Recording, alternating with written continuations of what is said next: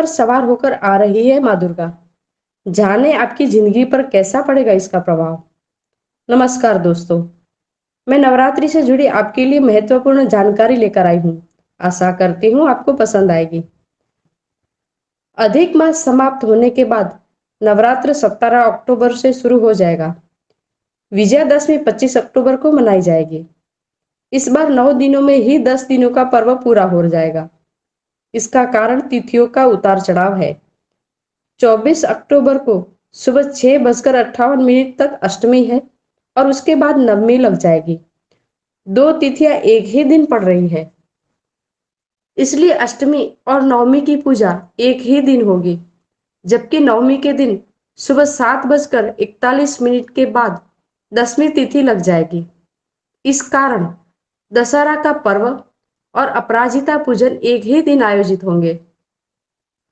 कुल मिलाकर 17 से 25 अक्टूबर के बीच 9 दिनों का 10 दिन का पर्व संपन्न हो रहा है।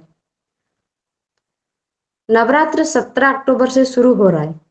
शारदीय नवरात्रि माँ दुर्गा की आराधना के लिए सबसे श्रेष्ठ मानी जाती है। इस बार शारदीय नवरात्रि का आरंभ शनिवार के दिन हो रहा है। ऐसे में देवी भागवत पुराण के कहे श्लोक के अनुसार माता का वाहन अश्व होगा।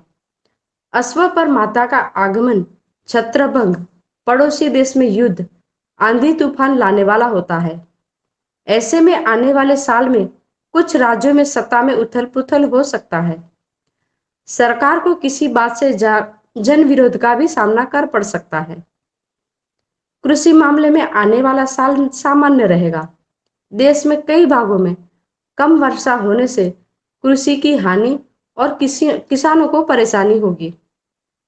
नवरात्रि पूजा विधि: सुबह जल्दी उठे और स्नान करके बाद में स्वच्छ कपड़े पहने, पूजा की थाल सजाए, माँ दुर्गा की प्रतिमा को लाल रंग के वस्त्र में रखें, मिट्टी के बर्तन में जौ के बीज बोए और नवमी तक प्रतिदिन पानी का छिड़काव करें। पूर्ण विधि के अनुसार शुभ मुहूर्त में कलश स्थापित करें। इसमें पहले कलश को गंगाजल से भरें, उसके मुख पर आम की पत्तियां लगाएं और ऊपर नारियल रखें। कलश को लाल कपड़े से लपेटें और कलावा के माध्यम से उसे बांधें। अब इसे मिट्टी के बर्तन के पास रख दें। फूल, कपूर, अगरबत्ती, ज्योत के साथ पंचोपचार पूजा करें। 9 दिनों तक माँ दुर्गा से संबंधित मंत्र का जाप करें और माता का स्वागत कर उनसे सुख समृद्धि की कामना करें। अष्टमी या नवमी को दुर्गा पूजा के बाद 9 कन्याओं का पूजन करें और उन्हें तरह तरह के व्यंजनों, पूड़ी, चना, हलवा का भोग लगाएं। आखिरी दिन दुर्गा के पूजा के बाद घट विसर्जन करें। इसमें माँ की आरती गाए, उन्हें फूल चावल चढ़ाए और बेदी से कलश को उठाए। नवरात्रि के लिए पूजा सामग्री: माँ दुर्गा की प्रतिमा अथवा चित्र, लाल चुनरी, आम की पत्तियां, चावल, दुर्गा सप्तशती की किताब, लाल कलावा, गंगा जल, चंदन, नारियल, कपूर, जौ के बीज, मिट्टी का बर्तन, गुलाल, सुपारी, पान के पत्ते, लौंग, इलायची पूजा थाली में जरूर रखें। विश्व के कई देशों में नवरात्रि का पर्व बड़े ही हर्षोल्लास के साथ मनाया जाता है। भक्तजन घट स्थापना करके 9 दिनों तक मां की पूजा अर्चना करते हैं। भक्तों के द्वारा मां का आशीर्वाद पाने के लिए भजन कीर्तन किया जाता है। 9 दिनों तक मां की पूजा उनके अलग अलग स्वरूप में की जाती है। आइए जानते हैं कब किस माता की पूजा की जाती है। नवरात्रि का पहला दिन मां शैलपुत्री का होता है। नवरात्रि के पहले दिन माता शैलपुत्री की पूजा की जाती है। मां पार्वती माता शैलपुत्री का ही रूप है और हिमालय राज की पुत्री है। माता नंदी की सवारी करती है। इनके दाहिने हाथ में त्रिशूल और बाएं हाथ में कमल का फूल है। नवरात्रि के दिन लाल रंग का महत्व होता है। यह रंग साहस, शक्ति और कर्म का प्रतीक है। नवरात्रि के पहले दिन घट स्थापना पूजा का भी विधान है। नवरात्रि के दूसरे दिन की जाती है मां ब्रह्मचारिणी की पूजा। नवरात्रि का दूसरा दिन माता ब्रह्मचारिणी को समर्पित होता है। माता ब्रह्मचारिणी मां दुर्गा का दूसरा स्वरूप है। ऐसा कहा जाता है कि माता पार्वती अविवाहित थी, तब उनको ब्रह्मचारिणी के रूप में माना जाता था। यदि मां के इस रूप का वर्णन करें तो श्वेत वस्त्र धारण किए हुए हैं और उनके एक हाथ में कमंडल और दूसरे हाथ में जपमाला है। देवी का स्वरूप अत्यंत तेज और ज्योतिर्मय है। जो भक्त माता के इस रूप की आराधना करते हैं उन्हें मोक्ष की प्राप्ति होती है। इस दिन का विशेष रंग नीला है, जो शांति और सकारात्मक ऊर्जा का प्रतीक है। नवरात्रि के तीसरे दिन मां चंद्रघंटा की पूजा होती है। पूजा नवरात्रि के तीसरे दिन माता चंद्रघंटा की पूजा की जाती है। पौराणिक कथा के अनुसार ऐसा माना जाता है कि मां पार्वती और भगवान शिव के विवाह के दौरान उनका ये नाम पड़ा था। शिव के माथे पर आधा चंद्रमा इस बात का साक्षी है कि नवरात्र के तीसरे दिन पीले रंग का महत्व होता है। यह रंग साहस का प्रतीक माना जाता है। नवरात्रि के चौथे दिन मां कुष्मांडा की होती है। नवरात्र के चौथे दिन माता कुष्मांडा की आराधना होती है। शास्त्रों में मां के रूप का वर्णन करते हुए यह बताया गया है कि माता कुष्मांडा शेर की सवारी करती है और उनकी 8 भुजाएं हैं। पृथ्वी पर होने वाली हरियाली मां के इसी रूप का कारण है। इसलिए इस दिन हरे रंग का महत्व होता है। नवरात्रि का 5वां दिन होता है माता स्कंद माता की पूजा। नवरात्र के 5वें दिन माता स्कंद माता की पूजा होती है। पौराणिक शास्त्रों के अनुसार भगवान कार्तिकेय का एक नाम स्कंद भी है। स्कंद की माता होने के कारण मां का यह नाम पड़ा है। उनकी 4 भुजाएं हैं।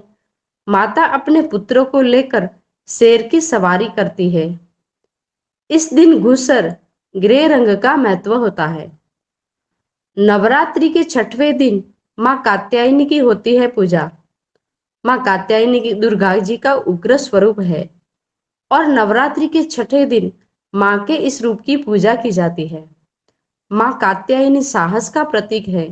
वे शेर पर सवार होती है और उनकी 4 भुजा है। इस दिन केसरिया रंग का महत्व होता है।